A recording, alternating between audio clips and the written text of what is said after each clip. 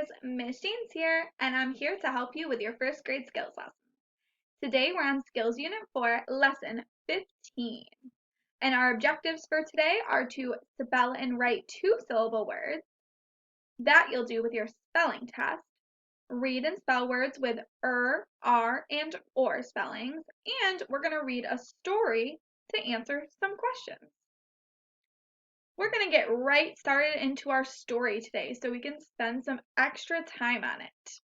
We're back in our Green Fern Zoo Reader, and today's story is called Groundhogs. The story Groundhogs is on page 36. Before we begin, let's look at some words that we're going to come across in this story. We always look at these words ahead of time so that we know what they are before we get to them, because they might be something that's new to us. With the sound R, we have sharp, dark, and bark. With the sound we have critters, pepper. And I noticed that pepper has a capital P. What do you think that means? It probably is the name of something. We've got some tricky words too. Let's read these tricky words. Down, there, some, by, yesterday. And some new two-syllable words. Groundhog, lookout, insects, morning, and petting. Now let's take a look at our vocabulary for today's story. Our first vocabulary word is groundhog. You might know what a groundhog is, but if you don't, it's a rodent, also known as a woodchuck. Did you know that groundhogs could also be called woodchucks? Groundhogs mostly live underground and they hibernate in the winter. The next word we have today is critters. Critters is just another word for animals. So if I say there are some critters outside, that means there's some animals. Next we have insects. Insects are small animals with 6 legs and bodies formed of 3 parts, also known as bugs.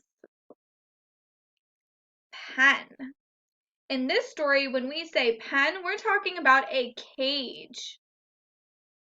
Just like pigs might live in a pen or a cage of some sort. And last, we have a phrase, to be on the lookout. If I say be on the lookout, I mean watch out.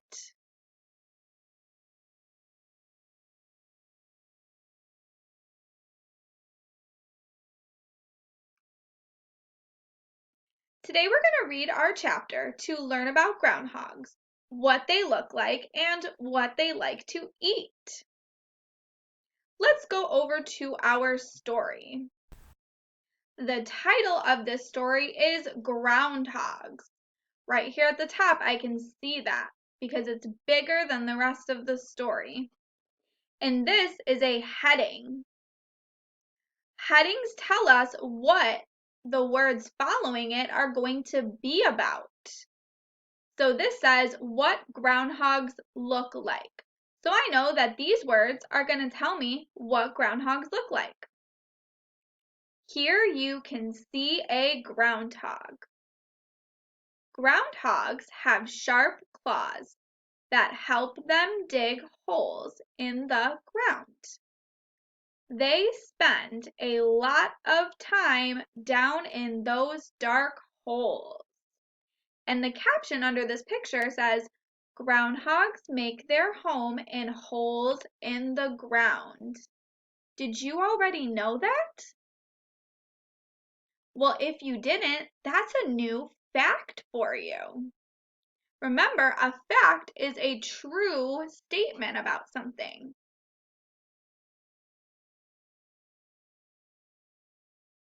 Now this is another heading.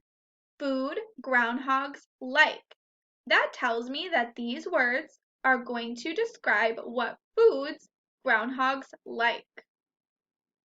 Groundhogs like to feed on grass and plants, but when they run out of their holes to get food, they have to be on the lookout. Remember, we said be on the lookout means they have to watch out. I wonder what they have to be on the lookout for. Some critters, like bobcats and snakes, like to dine on groundhogs.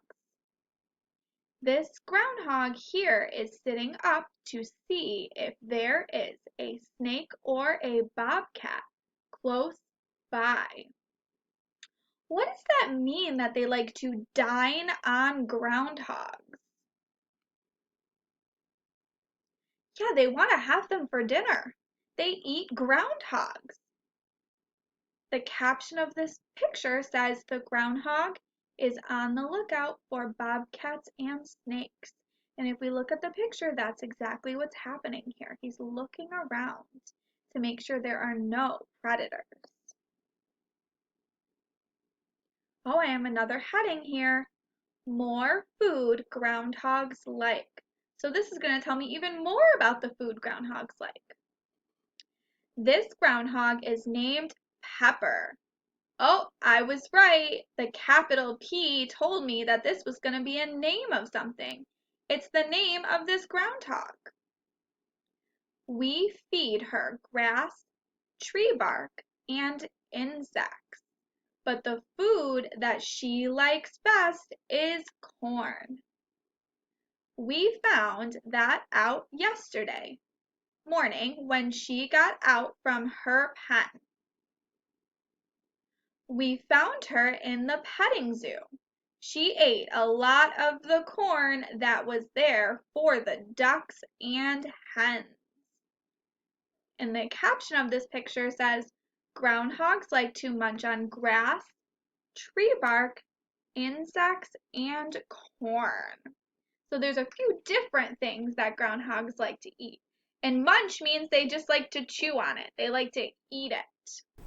Let's look at some questions from today's story. Our first question is, where do groundhogs spend a lot of their time? There was one place we talked about that they like to spend their time in.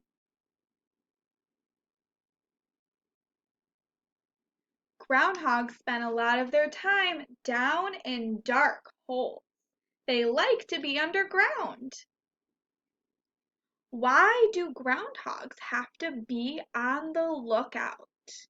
Ooh, we talked about this too. Why do they have to be on the lookout sometimes when they come out of their holes?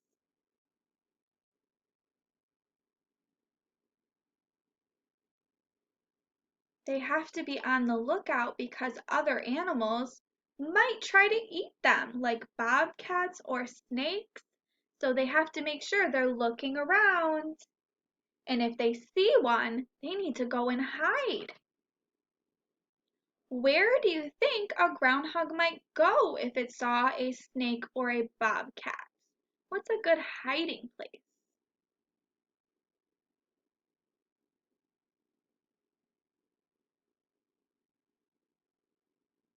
They could go back down in their hole, yeah, back where they live, so that they can't see them anymore. They would be out of their sight. What does Pepper like to eat most? There was one thing we said Pepper, that last groundhog, likes to eat.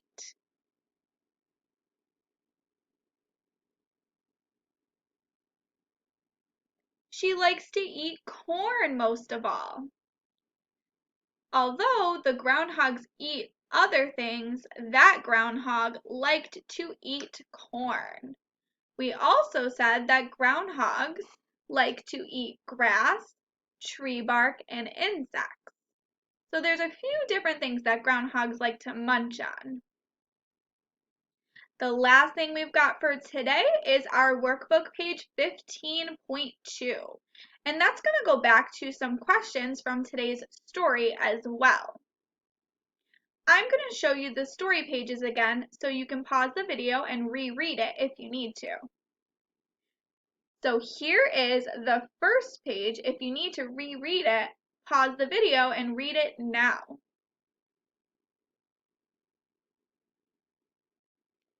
Here is page 2. Pause the video and read this one if you need to reread it.